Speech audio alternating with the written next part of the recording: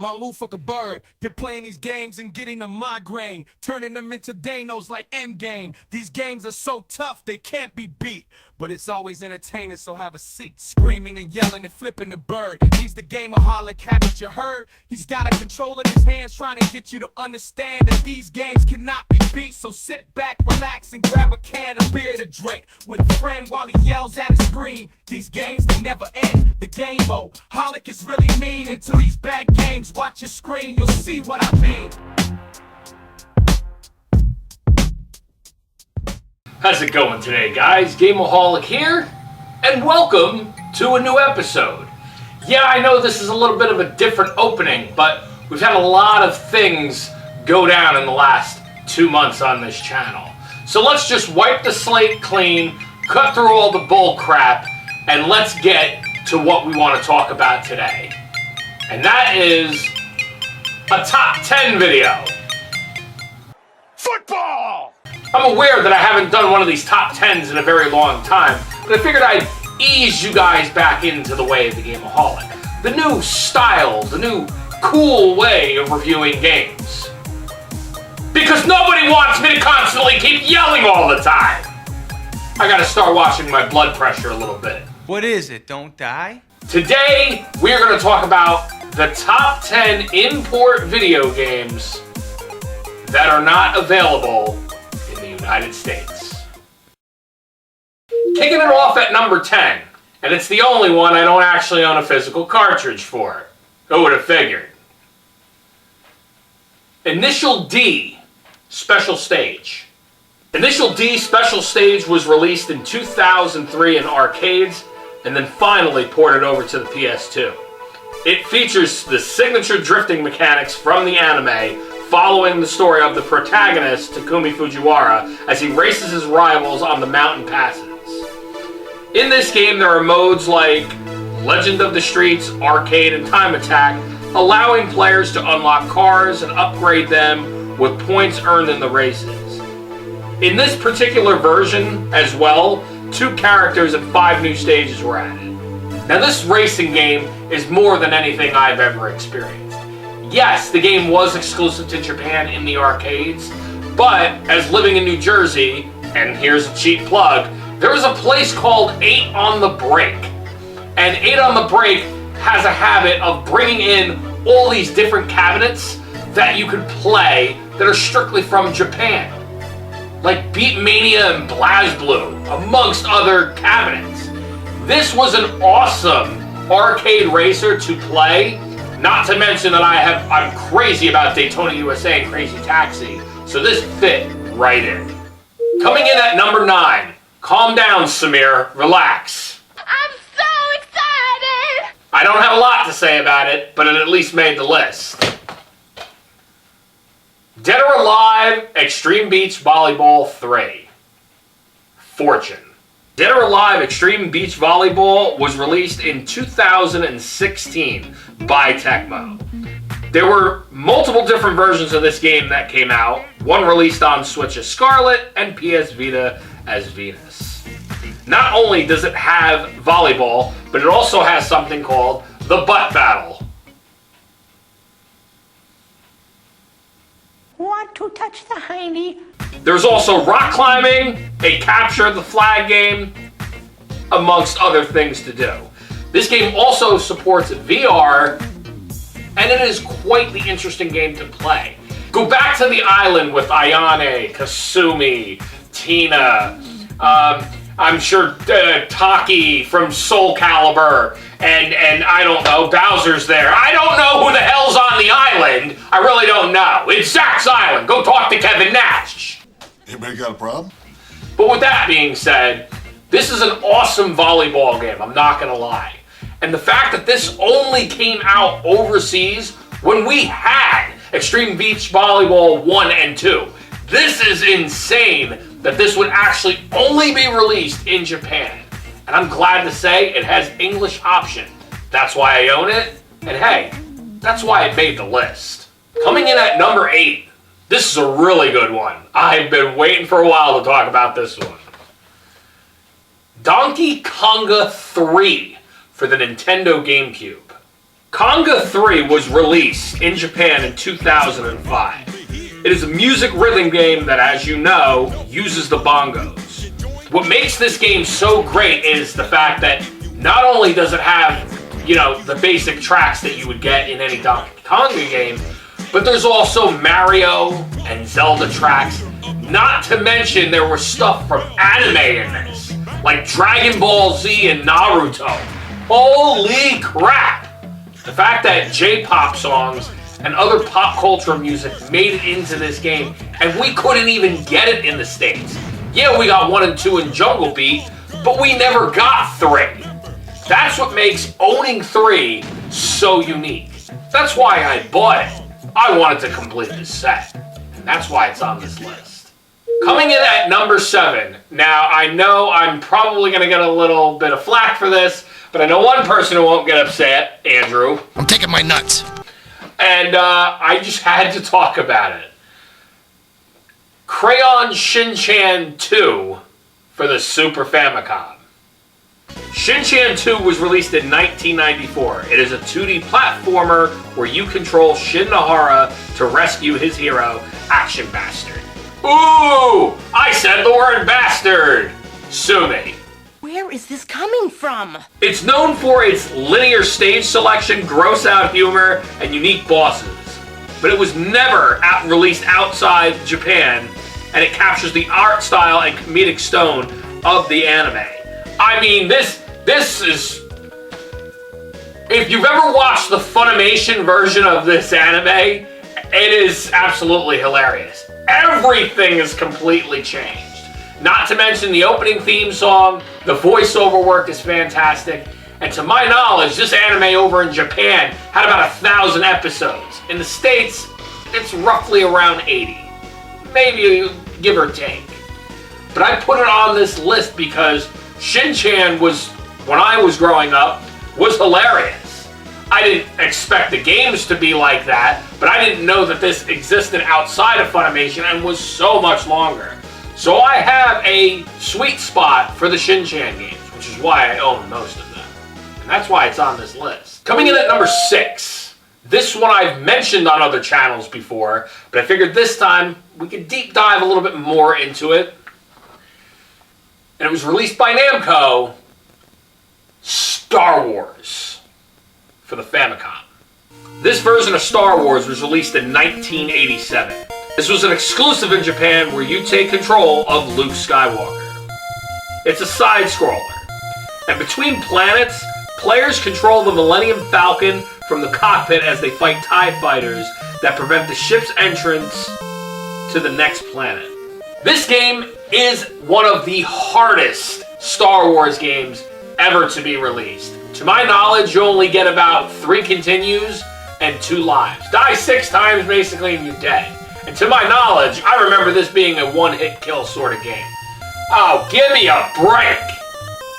But there is people that have beaten this game before, and you have seen it on other bigger YouTubers' channels who like to talk about its difficulty level. This is also that Star Wars game where when you beat Vader, he turns into a scorpion. Who the hell's idea was that? But it made this list because it is so unique, and to the fact that it's one of the very, very few Star Wars games that is exclusive only to the Famicom. Coming in at number 5. Oh man, I was looking for this one for a long time and I'm glad I got it. Virtual Pro Wrestling 2 on the Nintendo 64. Virtual Pro Wrestling 2 was released by Asmik Ace in 2000. The game plays on the same engine as WrestleMania 2000, with an insane roster of characters including the Great Muta, Jushin Thunder Liger, Terry Funk, and many more. Now, while there's not a lot to say about Virtual Pro Wrestling 2, I do have to say this is one of the best wrestling games of all time. Not only has people created translation hacks for this game, but it is also playing on one of the greatest engines in wrestling that is still played to this day, like WWF No Mercy. Ooh, I said World Wrestling Federation. Sue me. Your mama. But that is why this game has made the list. The fact that Virtual Pro Wrestling 2 even exists, and the fact that it's an exclusive. The first game was played like WCW versus NWO World Tour. Also, again, with cosmetic changes, but what an improvement on the system. That is why this game is on this list.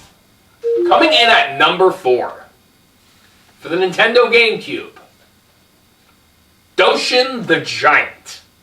Doshin the Giant came out on the Nintendo GameCube in as late as 2002. But the character was originally created for the Nintendo 64 disk drive. Oh man, I finally get to mention this console.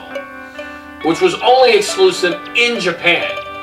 So you guys know that expansion that you have underneath your American N64 that you never use, that you thought attached to a DVD player, or maybe you're like, I don't know. What it was is it was basically a disk drive that plugged into the bottom of your Nintendo 64 and expanded your games. Yeah, it didn't last long, it was never localized. Now Doshin the Giant, let's continue on about what kind of game that is on the GameCube. Doshin the Giant was also released in Europe, and it is a god simulator. The game opens on an island called Baruto, with a spoken narration by an island native.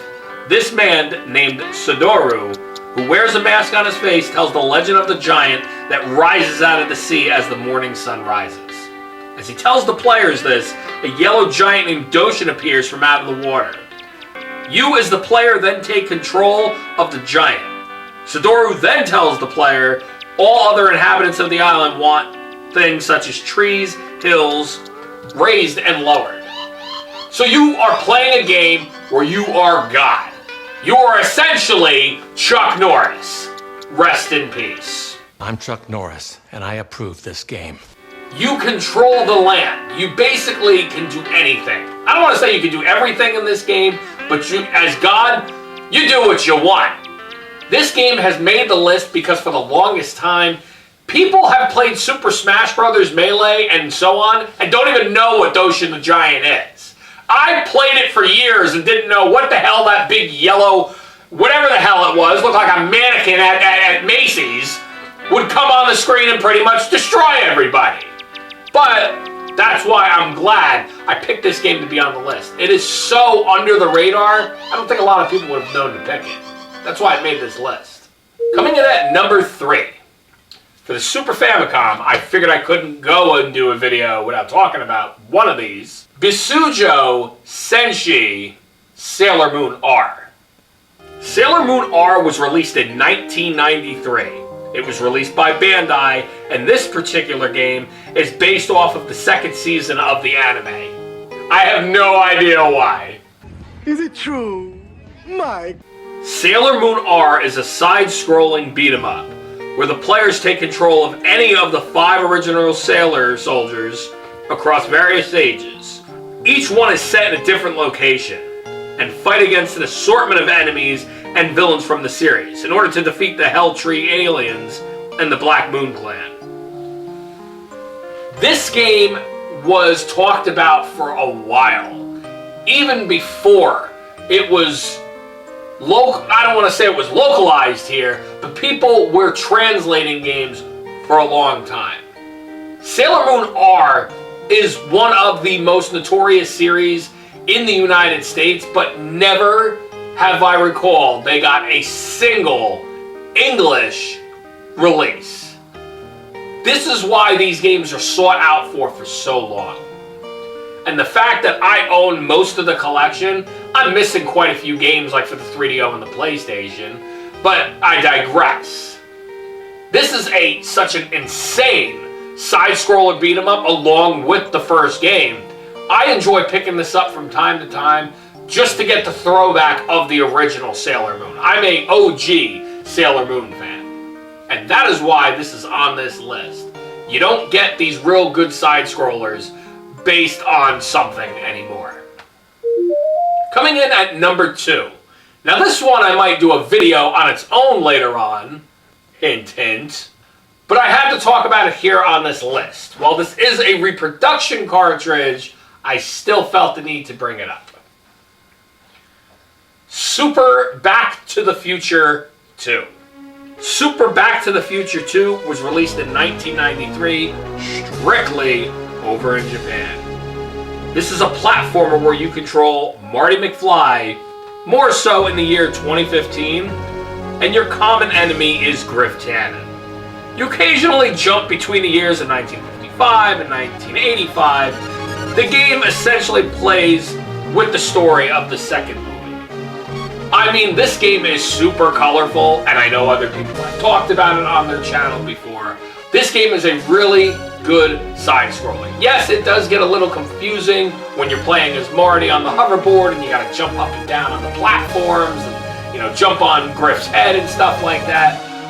But following to like all the other Back to the Future games we got, not talking about the Telltale game, which was halfway decent, but all the other Back to the Future games we got sucked. And we didn't even get this one. But that is why it is on this list. It's such an outstanding platformer that it was a damn shame it never came over near us. And I'm really upset about that. Now before we hit number 1, I actually want to talk about some honorable mentions real quick. I've never done this before. Go check my other top videos because I never have. But 2 games I want to actually mention. One of them is now available on the Nintendo Switch, but it was only released in Japan, and that's Mario and Wario. Now, Mario and Wario is a game over in Japan where you have to use the mouse. You have your option of which character you would like to play. I think it's Yoshi, Mario, Peach, and you have a bucket on your head. Basically, what you're doing is you're using the mouse to activate these blocks. Some of them are time blocks, and some of them are just platforms. So it's a puzzler that you have to really pay attention to and essentially not die. But it is an outstanding game.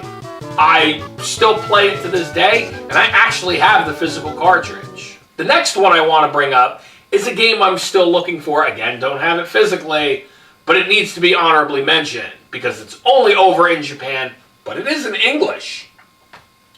And that's Pepsi Man.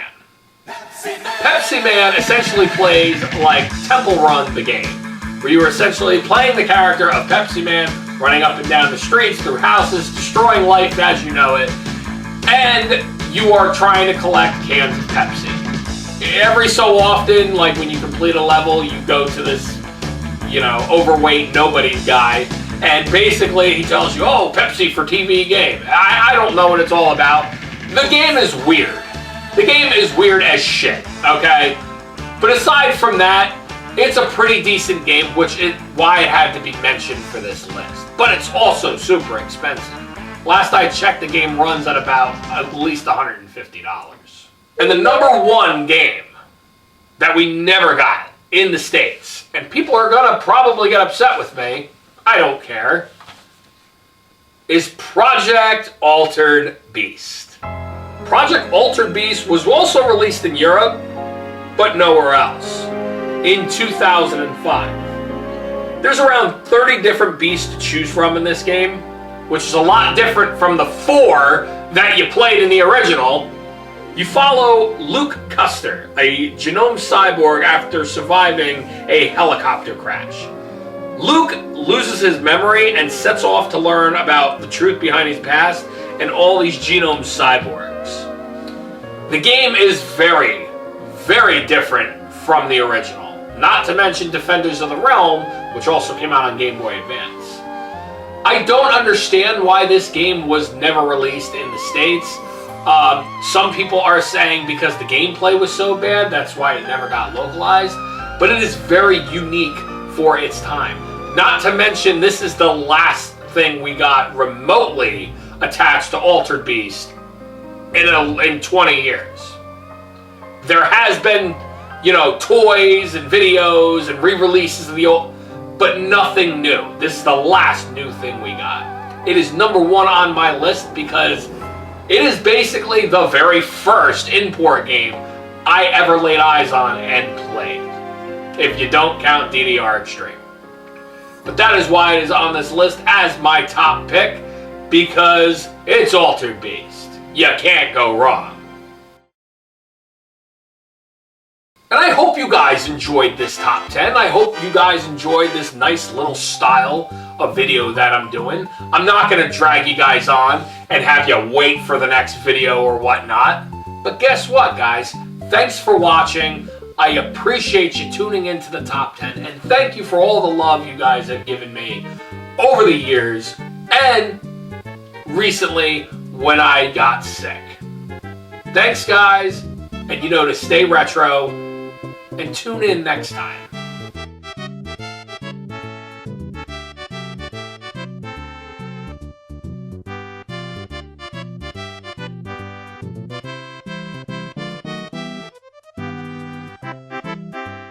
Was that style okay for you? Did you like it?